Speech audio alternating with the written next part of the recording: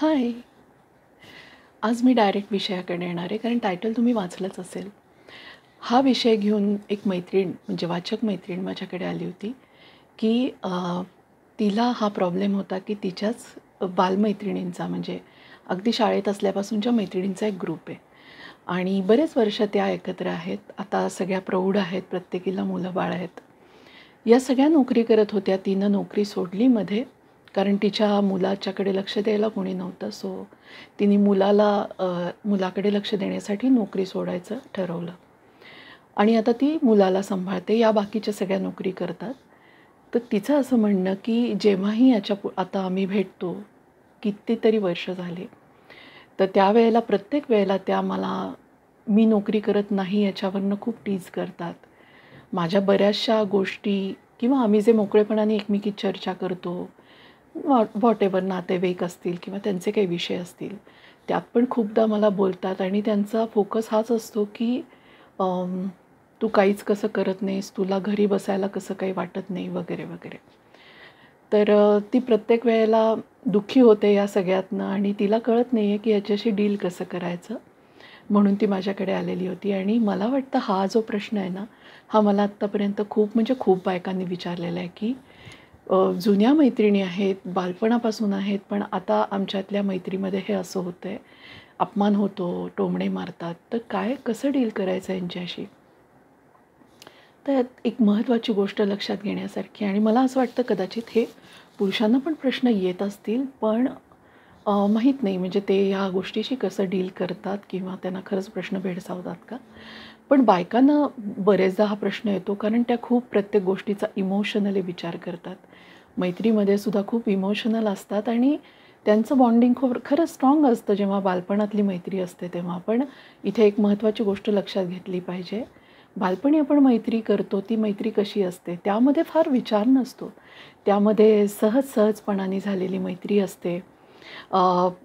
म्हणजे अगदी सहज जेव्हा 2 मुलं आता तुम्ही जर मॉन्टेसरी शाळेत किंवा प्रायमरी शाळेत बघितलं छोट्या मुलांच्या, तर ज्यांना जी गप्पा मारणारी असतात ती साधारण एकत्र येतात. अबोल असतात ते एकमेकांना हेल्पिंग हँड देतात म्हणून एकत्र येतात किंवा तुम्ही गंमत बघाल कधी-कधी त्यांची आई आली नाही म्हणून रडत असतील, तर दुसरं एखादं त्याला जवळ घेऊन समजावतं की येईल वगैरे. म्हणजे अशा टाईपची ती मैत्री होते त्यांची. त्याच्या पुढच्या टप्प्यात जर तुम्ही बघाल, की एक 5वी पर्यंत साधारणपणे जवळ राहणारे असतील म्हणून एका बसमधनं जातात म्हणून किंवा त्यांच्या पालकांची मैत्री होते म्हणून अशा विविध कारणांनी मैत्री होते. खरी आपण ज्याला म्हणू, की विचारांनी होणारी मैत्री ही त्याच्या खूप पुढे सुरू होते. वयात येताना सुद्धा बरेचदा घरचं वातावरण कसं आहे किंवा मुलं जर कलाक्षेत्रात एकत्र असतील, तर ती मुलं एकत्र येतात. बरेचदा तर म्हणजे 8वी पासूनचा ग्रुप बघाल ना, तर तिथे खरं हे टीझिंग किंवा या सगळ्या गोष्टी सुरू होतात. कारण तिथे मार्क किती मिळवताय ह्याच्यावरनं ग्रुप्स बनायला सुरुवात होते आणि इथे ज्यांना चांगले मार्क्स असतात ते खूप स्वतःला वरचढ समजत असतात, बाकीच्यांना खाली समजत. तर इथे ही दरी आणि असे ग्रुप पडणं सुरू होतं. कॉलेजमध्ये असते ती मैत्री आणखीनच वेगळी असते. इथे मजा करणारे एकत्र असतात, खूप अभ्यास करणारे एकत्र असतात, तशी मैत्री होते. पण मला असं वाटतं ज्या टप्प्यात आत्ता तुम्ही आहात 40शीमध्ये, इथे फारच विचारपूर्वक मैत्री करण्याची गरज आहे. आपले विचार ज्यांच्याशी जुळतात त्यांच्याशीच आपली मैत्री होऊ शकते. कारण ह्या वयापर्यंत माणसानी बरंचसं आयुष्य बघितलेलं असतं. स्वतःच्या आयुष्यातले बरेचसे टक्के-टोणपे खाल्लेले असतात आणि त्यामुळे खरं आयुष्य म्हणजे काय आहे ते कळलेलं असतं एव्हाना आणि जी मतं बनत असतात आपली, मग ती आपल्या आयुष्यातल्या अनुभवांमुळे असेल, अडचणींमुळे असेल, आर्थिक परिस्थितीमुळे असेल, तर आपली मतं बनत जातात पुढे जाऊन आणि आता ह्या मतांशी, आपल्या व्यक्तिमत्त्वाशी जुळणारी जर मैत्री असेल, तरच ती मैत्री टिकणं शक्य आहे. कारण बघा, बालपणी तुमची मैत्री झाली ठीक आहे, पण आता तुम्ही मोठ्या होईपर्यंत प्रत्येकाच्या घरात काही ना काही पडझड झालेली असेल, काही अनुभव वेगळे आलेले असतील आणि मग या टप्प्यापर्यंत येईपर्यंत पर्सनॅलिटी म्हणून तुमच्यात खूप बदल झालेला असतो. एखादी व्यक्ती खूप म्हणजे खूप बदललेली असते, एखादी व्यक्ती तिथेच असते, एखादी व्यक्ती अजून प्रौढत्वाकडे गेलेली असते, फारच काय म्हणतो ना आपण, लहान वयातच म्हातारं झाल्यासारखी वागत असते. तर असे व्यक्तिमत्वातले तुम्हाला खूप बदल झालेले दिसतील. तर त्यामुळे त्या वेळेला, त्या वयाला हे सगळं सूट होईल का एकमेकींचं, हे आधी बघायला पाहिजे. आणि ह्याच्या सगळ्याच्या उपर टॉपला सांगते, जे आपल्याला टीज करू बघतात, जे आपल्याला वारंवार अपमान करतात, जे आपल्याला टोमणे मारण्यात ज्यांना मजा येते, तुम्ही आधी मनाशी हा विचार केला पाहिजे की ही मैत्री आहे का? आणि ह्या मैत्रिणी आहेत का? ज्यांना आपल्याशी असा कन्सर्नच नाही आहे, ज्यांना आपल्याला दुखवायला सहज मजा येते, तर ही मैत्री आहे का खरंच? तर मला असं वाटतं की अशी मैत्री केवळ बालपणीची आहे म्हणून टिकवण्यापेक्षा काही हरकत नाही मैत्रिणी नसतील तरी. आणि जेव्हाही जमेल मैत्री ना, तेव्हा ती तुमच्यात ॲक्सेप्टन्स असेल तर ती मैत्री होऊ शकेल. तुमचाही ॲक्सेप्टन्स असेल त्या नवीन मैत्रीला, आणि त्या नवीन मैत्रिणीलाही तुमचं व्यक्तिमत्व, तुमचे विचार आवडलेले असतील तर मैत्री होईल.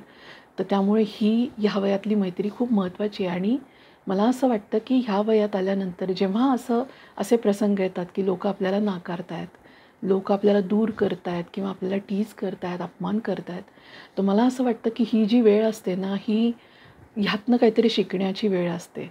की आज आपलीच इतके वर्ष आपल्याला ओळखत असलेली लोकं जर आपल्याला त्रास देत असतील, तर याचा अर्थ हा की आपण खूप खूप खूप स्ट्रॉंग आतून होण्याची गरज आहे.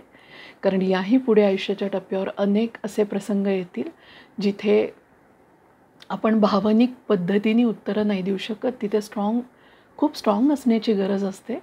आणि तुम्ही जर आई असाल ना, तर एक स्ट्रॉंग आईच आपल्या मुलांना स्ट्रॉंग बनवू शकते. तर त्यामुळे आपल्या व्यक्तिमत्वात पण मग आपण बदल करायला हवेत.